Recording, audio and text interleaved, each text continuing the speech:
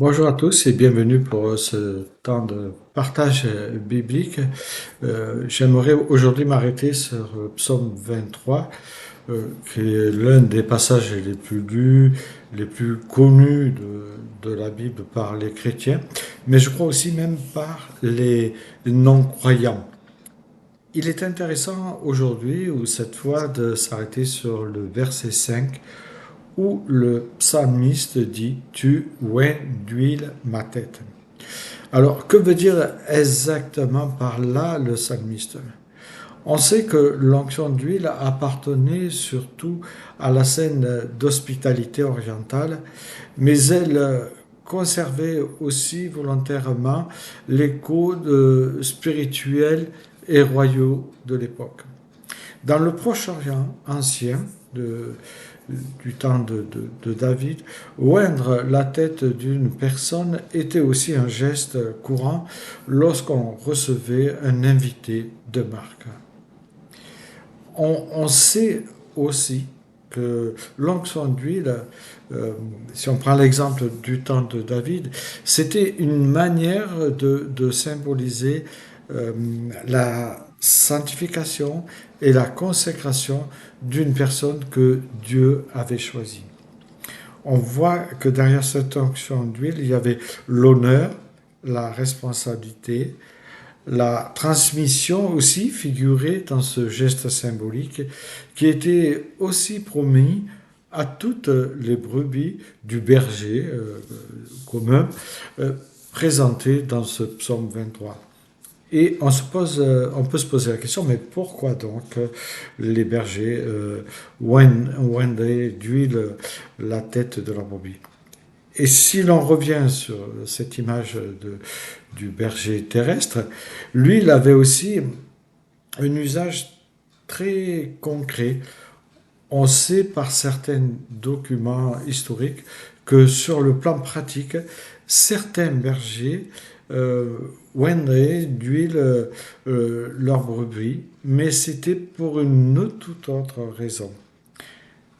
Car lorsqu'une brebis se prenait par exemple la tête dans un buisson épineux, elle devait se secouer, bien sûr, pour essayer de s'en défaire, et cela provoquait souvent des lésions sur sa peau.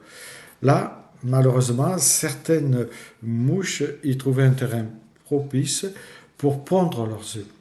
Parfois aussi, sans même qu'il y ait des lésions, ces mouches pondaient dans les narines, les yeux et les oreilles des moutons.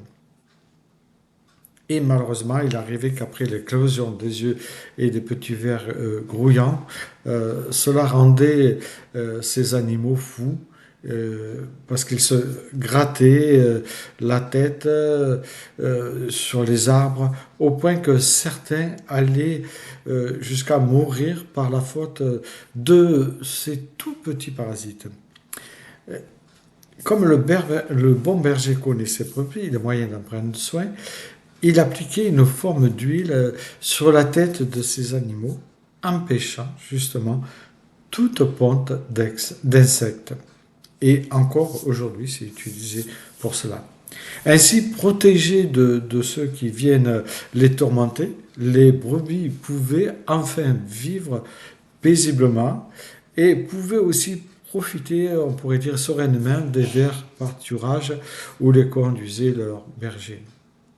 Jésus-Christ, notre grand berger auquel il s'identifie, n'est pas seulement celui qui nous met à l'honneur et qui nous rend fils et filles du roi quand nous l'acceptons comme Seigneur, il est aussi celui qui prend soin, celui qui veille, celui qui ne se détourne pas, celui qui donne la paix, non pas une paix fragile ou passagère comme le monde, mais une paix qui demeure, même lorsque les circonstances demeurent difficiles. Il est celui qui dresse une barrière protectrice contre tous nos nuisibles, qui restaure notre âme et grâce auquel, même lorsqu'on passe par la vallée de l'ombre de la mort, c'est-à-dire les épreuves, nous n'avons aucun mal à craindre, car il nous relève, nous ramène vers les verts pâturages et nous redonne un souffle nouveau à notre espérance. En résumé, on peut dire, tu réduis ma tête, exprime à la fois le soin du berger, c'est-à-dire Dieu, l'honneur, parce qu'il nous accueille, il est notre hôte, la consécration, parce qu'il est notre signe d'appartenance, l'abandon, parce que cette coupe va déborder. Et justement, David lui-même confessera que vivre sous la conduite de Dieu, ce n'est pas seulement survivre, mais c'est être accueilli, soigné et honoré par le grand berger. Bonne journée à chacune et chacun.